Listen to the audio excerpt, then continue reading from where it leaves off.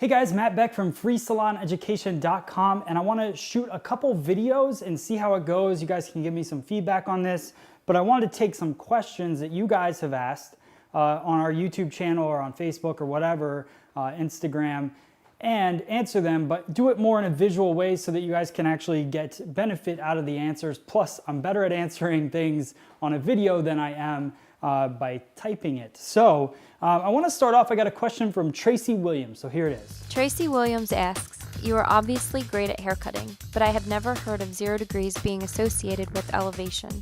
Usually 0 degrees means no elevation and a maximum amount of weight. Please explain.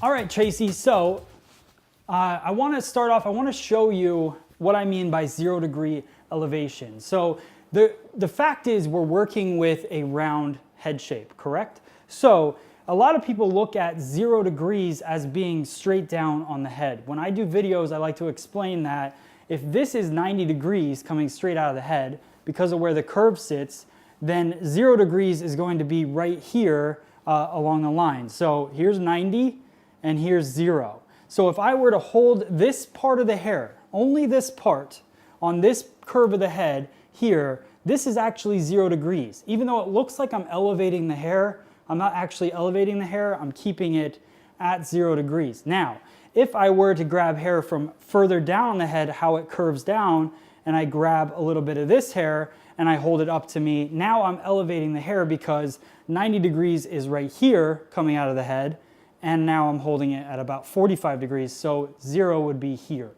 So I hope that that answers your question. I know it sounds a little bit confusing, but if you understand that, you understand the shape of the head and how it moves, you're gonna have a way better success rate with haircutting because you're gonna know where to take out weight and where to leave it. So I hope that this helps you, Tracy. Thank you for submitting your questions. Anybody else have questions, post them in the comments below and share this video with your friends.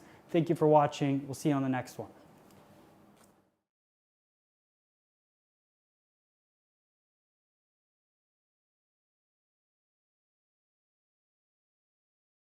Here's the other great thing about today and what we're doing.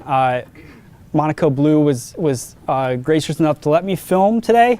So if anybody doesn't want to be on film, here's your time to run. And I'll blur you out as you go. But for YouTube, so if you guys want to look back on this class, you can as well. Creating loyalty. People are not loyal unless they have a reason to be. Does everybody agree with that? Yes. Right.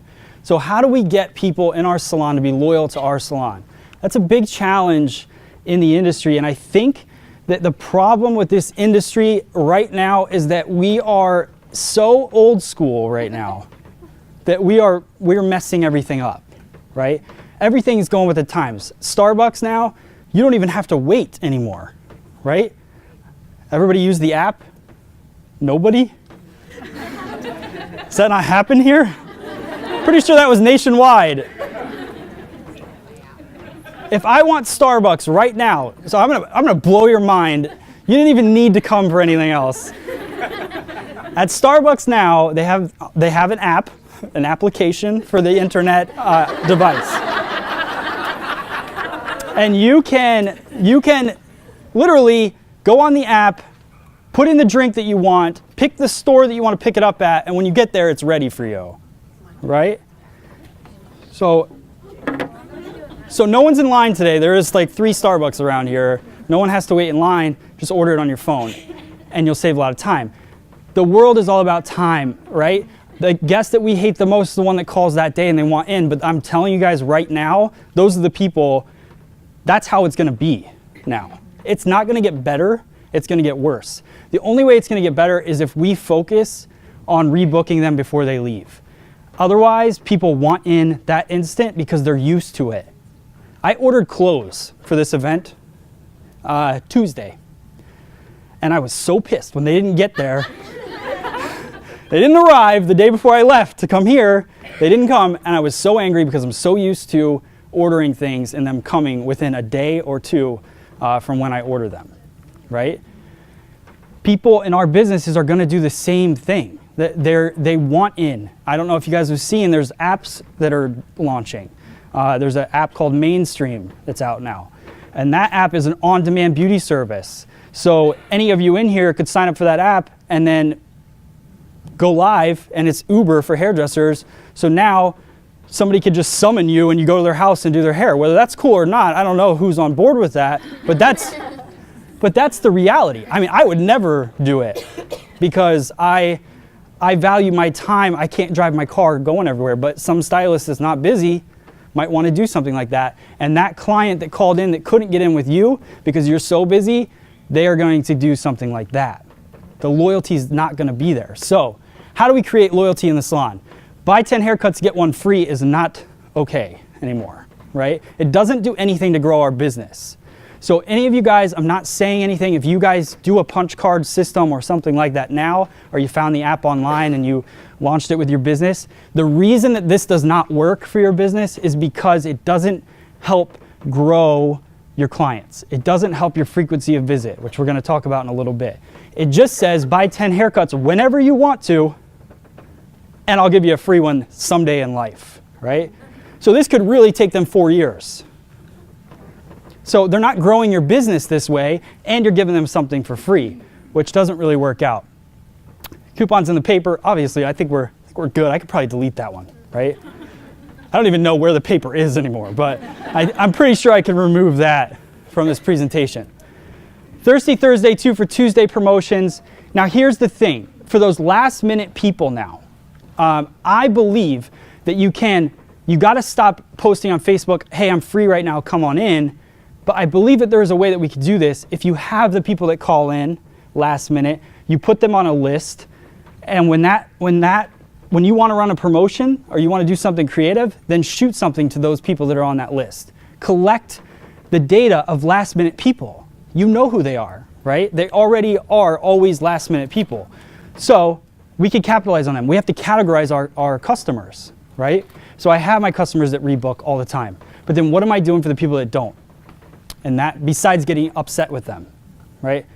Now it's time to, just because we're upset about it, now we can fix it, come up with a last minute people list and start pumping this stuff, maybe email them, text them, do something to show them that you have something quick and ready for them. This is our loyalty program. I'm really good friends with Millennium Software that's here, which is kind of cool. I use Millennium Software in my salon business. How many people do not use software? Thank you for being honest. Thank you. And that's good to see, because a lot of times people aren't using software yet. I like Millennium Software. This is a loyalty program that they have built into their system. So I give 500 points for booking a future appointment with your customer. So it's $5. 100 points is $1. It's $5. Earn 1,000 points for referring a friend. Now, I'll give $10 if you refer your friend to my salon business. Why would I give $10 every time? Does that seem like a lot of money?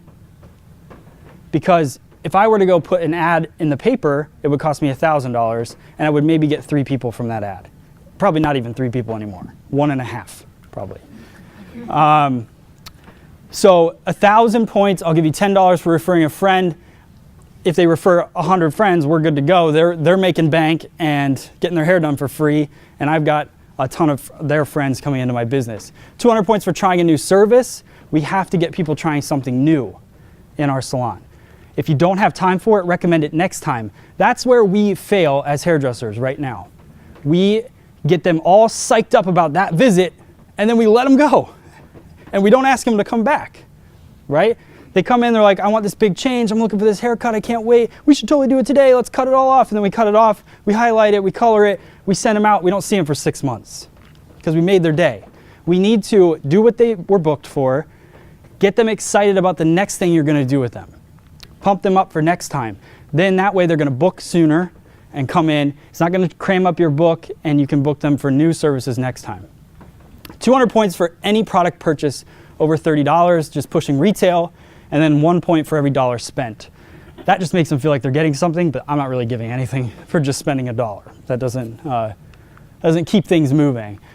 This is a loyalty card that we ran in our salon. Now, I'm going to tell you guys right now, the one thing that upsets me the most, I've been through the last 10 years, and I'll watch somebody do a business program, and I'm not saying everyone, there's amazing business people here this weekend. None of the people I'm talking about are here this weekend, but I I have gone to their business program and then I get to know them and I find out they're not doing any of these things that they say. And it drives me crazy. There's one person in this room right now that I can tell you I know he's doing what he says, and that's Ben back there. Where's your team at? So you can tell who his team is in this room, and I like that. But this is the thing, guys. Everything I'm doing, I'm telling you about, I either did or I'm doing currently. Some things I did and now they don't work for my business. I have a different model, but I still share them with you because they worked. This is a loyalty card. This was a Starbucks idea of, again, do you guys go to Starbucks? You do, right? At least, okay. So at Starbucks, if you go in the morning and you buy a coffee, they give you a receipt, a treat receipt, right? Robert Cromeans does this as well.